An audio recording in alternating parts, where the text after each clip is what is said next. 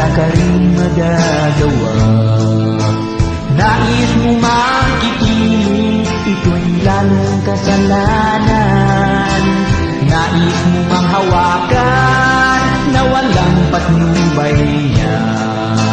Ngunit ang katotohanan, wala ka rin magagawa.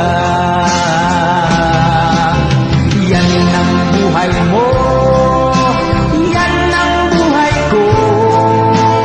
Buhay na ipinagkaloob ng Diyos sa'yo. Siya ang nagbigay at siya lang ang may karapatan na bawiin mula sa'yo ang hiniram mo lang.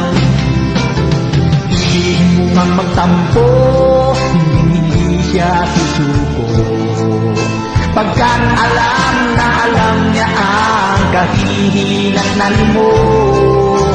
Kung di ka sa langit, saan ka patungo?